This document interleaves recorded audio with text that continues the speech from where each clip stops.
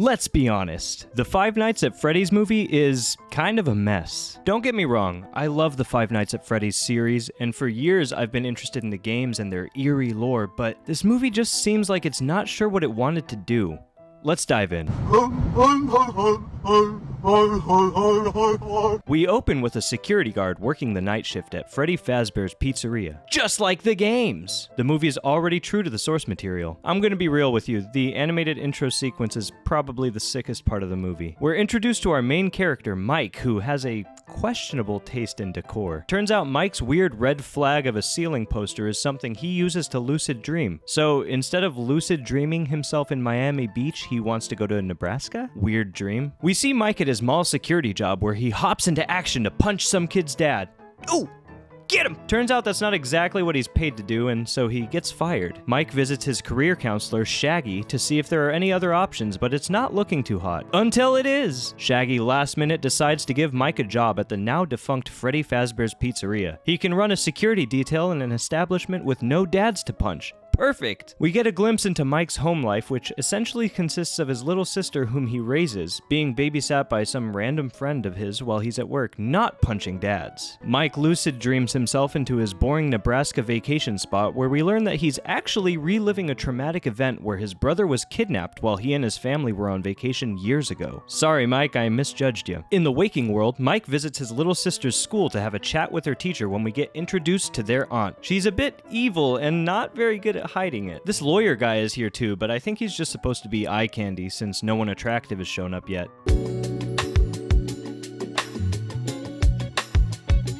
Mike gets served.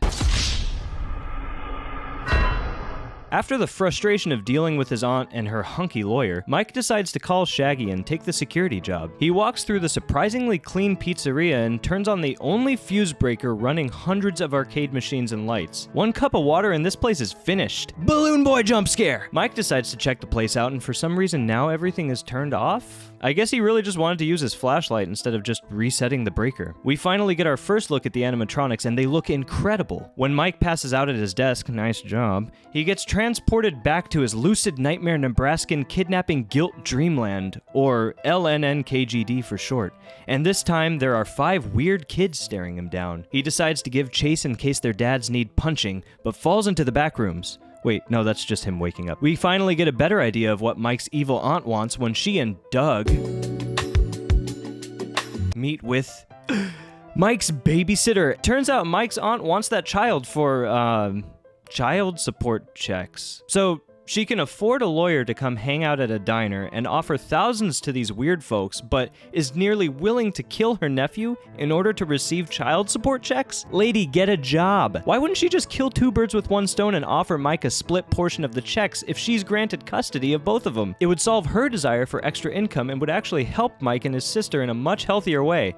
Okay. Anyways, Mike returns for night 2 at his super chill job where he just sleeps and returns to his LNNKGD. This time, the creepy kids fight back and he awakens to find a police officer at the door. Hello? Please, my name's Vanessa. Ooh. Vanessa. So, Officer Vanessa, comes in to see if Mike's okay for some reason. Turns out Vanessa knows a lot about the pizzeria and shows Mike around when we finally get a better look at the animatronics in action. One credit I want to give the filmmakers is that the animatronics are practical suits, and that just makes them look that much better in the movie. Vanessa reveals the reason for the pizzeria shutting down, and after spending the whole night hanging out with Mike, gets back to being a hot cop somewhere else. Criminal number 2 hits up his partner in crime after seeing that Mike has left. So, they get all their cronies together to smash up the place, but the animatronics don't take that very lightly. We finally get to see some real horror go down as the animatronics take out each crook one by one. Why is she even going up to the creepy animatronic making noise? I'd have already noped out of there. Insert bite of 87 joke here. Back at home, we see Mike and Abby bonding over their shared dislike of their creepy aunt one, Vanessa. Oh. She kinda sucks. She's acting like Mike's boss and not a normal cop. Imagine being at home on your day off when a cop shows up and reprimands you for not doing your job properly. Mike and Vanessa have a cute moment down by the river. Does she actually ever do her job? Mike then calls the babysitter before he goes to work, but she's a bit dead and bitten in half at the moment, so Mike decides to take Abby to work with him. Mike cleans up the place and makes it look way nicer than before, and at this point, he could help reopen the place and rake in more cash, honestly. While Mike sleeps, Abby wanders into the pizzeria and wakes him up with her screams. Mike is introduced to the crew, whose names Abby knows somehow, and can't believe what he's seeing. Yeah, this whole situation would freak me out as well, but Mike just casually leaves and drives home, no big deal. He finally puts 2 and 2 together when he realizes that Abby has been drawing the creepy staring kids from his dreams and questions her about their relation to the animatronics when Abby refers to them as her friends. Mike returns to work with Abby in order to get more answers about his kidnapped brother, as he believes they might have more information on who took him. Vanessa's here.